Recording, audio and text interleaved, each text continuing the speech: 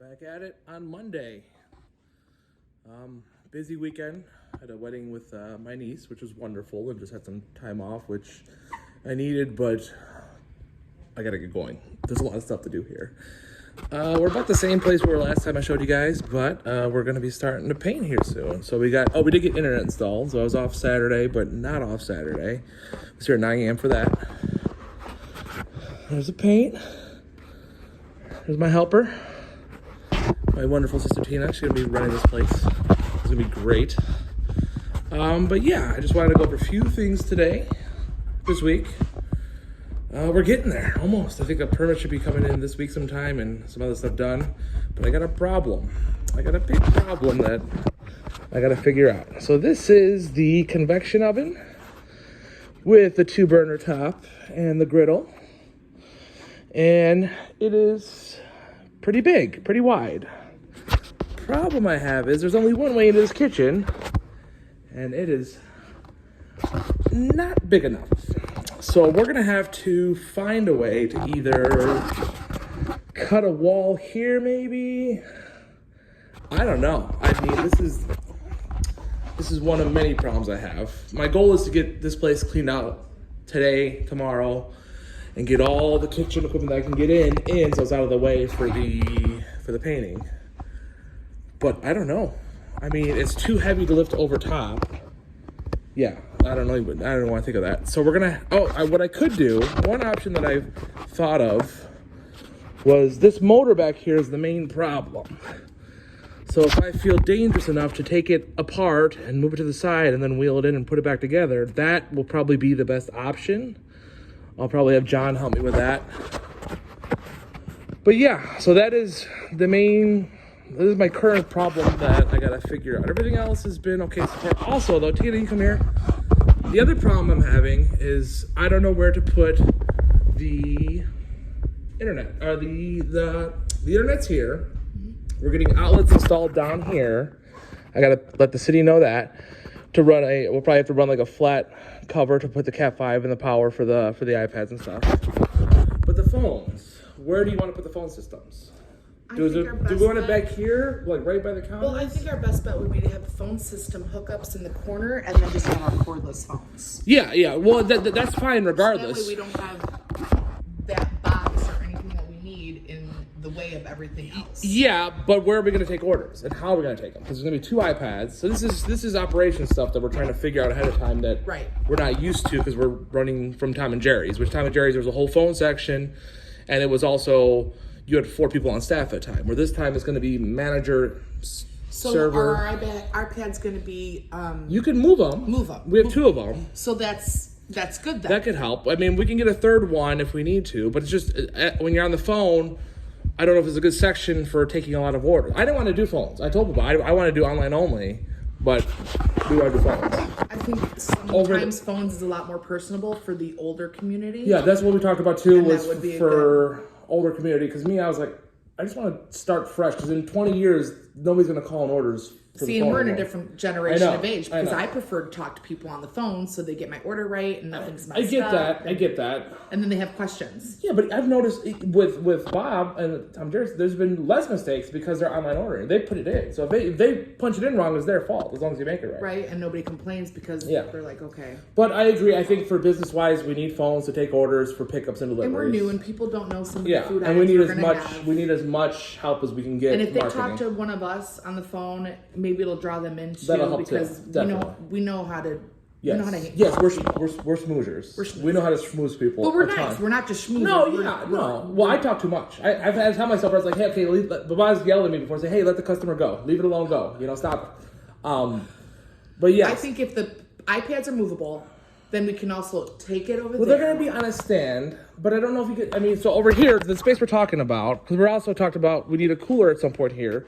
This is the trashy space we have over here, which is normally like a waiter or waitress station, which it could be still too for busing a little bit, because we're going to be busing tables too, which we haven't really done before. This is out of the way, so we won't interrupt customers or they won't have to hear us too much. Up here, they're going to hear us. Yeah. And then if we're taking orders up front at the counter while the kitchen's going and they're calling out orders, that's a little bit of a lot of background noise. Yeah, well, that's what I was thinking too. Is if we can't take orders over there really because it's going to be too loud, and it especially if there's a customer here making an order, and then the cook's over there, it's going to be too much. Which is, like I said, it's kind of like I'm just doing it and saying we're going to figure it out as we go because that's if it's super busy up front and we can't hear. We can take it back. That's true. We could go back and take it. The good thing that I realized is I made sure that when they did the internet, I have service here and they left service over there. So if I need to drop everything down over there, I don't think it's an issue. We're good to go. I think they had TVs wired as well as what we looked at for the cables. So the other idea too, I thought, was back in this spot here. Because all that's going here, I know this is I don't know why I took this, but I have it. What's going here is going to be a cooler. So the sink's here, the girl's gonna come out to here. Well, to about. Have you thought about maybe like our to-go orders and stuff that's on hold? I could have a shelf here or a table here. We need it. If we push the cooler against the wall here, we can create a little section here because these the pop lines, Coke lines are going out. If we can actually put the cooler like we discussed in this spot here somehow, maybe cut out the counter. We can put the cooler here. And the phones can go back in this corner because the only thing that's going in this corner is an upright cooler like this. So it'll be, we can even put it, I don't know if they'll let us put it against the wall here or the wall here.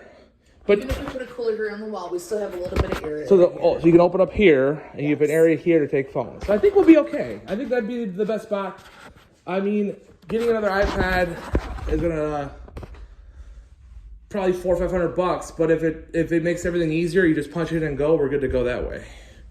So this is the fun stuff you have to deal with when you take over a space that's not empty. I mean, you get the luxury of having the hood in place, a kitchen in place, and a general outline, but you're confined to what's here already. I mean, we could obviously conform to what you're doing from what's already. I mean, if we wanted to put in, if we had $300,000 coming in here and saying, you know what, we're gonna do it the way we want to do it. We could go in, take out the ceiling, take out everything, take out the walls. We can do everything we want, create a new floor plan, and then go through that way. But we don't have that luxury. We didn't want to spend $300,000 on a spot like this too, because it's not the biggest spot either. It's a small spot, which she knows like I do that our father's second restaurant in Belvedere.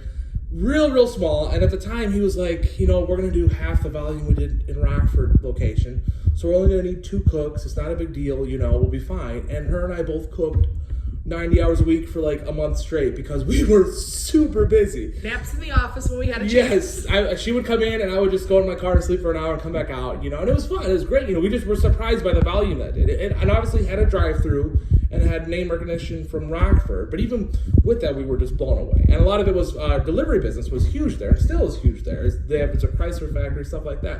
So we don't know what's going to happen here. We're hoping to do a decent number, but it's a different type of food too. We're doing a more upscale compared to what we're used to.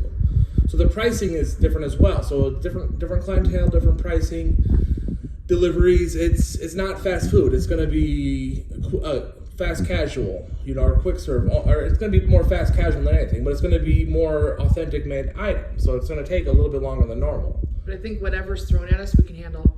Yeah, I think so too. I think it's going to be a big learning. That's why I told myself, I was like, hey, like I don't only want to be here, in the mornings for a couple hours, cook, make sure everything's good, and then head back over to the theater, work on that side of stuff. I just can't wait to start meeting people from the I know, that's the fun. Yeah, that's the thing. When you get the first people in, it's exciting. I mean, this is why I always open restaurants, because it was just so exciting that first couple. I mean, this part's exciting now. It's a little terrifying now because usually I'm working while doing this, but now it's like in between stuff, and it's a whole different town. And the problem with this is it's a whole different experience that I'm not used to. I've never done the fast casual, the actual dishes, the actual, plated food, so, and it's actually real food, and I don't know how to cook. I'm going to be the main line cook here. You know how to cook. No, but I know, so I don't know how to sell yourself. I don't know how to cook.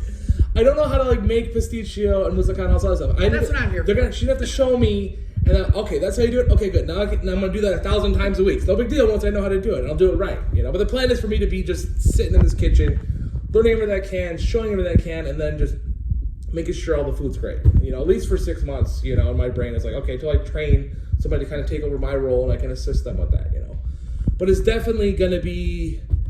It's gonna be different, you know. But this is the type of stuff that it's like, okay, well, we haven't done this before. We've done something like it before, and other people have done it before too. My dad was laughing at me. He's like, "What is your problem?" You know, because I forget. I've only experienced Baba working in the fast food, you know. Yeah, but he's done it all. I know he's done catering. He's done upscale places. He's done butchering, everything, you know. But I haven't experienced that, you know. So yeah, it's gonna be weddings. At the golf course, you do big weddings all the time, you know. So it's going to be fun seeing him, hopefully, in here a little bit doing stuff like that. And learning a different style of restaurant touring or restaurants, you know. So. Well, I'm excited. I know you are. I'm excited too. I'm just tired. But there's tons of stuff, you know. I'm hoping for a month because he's been pushing and pushing and pushing. And now that the wedding's over, we got time now. Go time. Go time. Yeah, so we're excited. So that's it for today. Thanks, guys. Bye. Bye.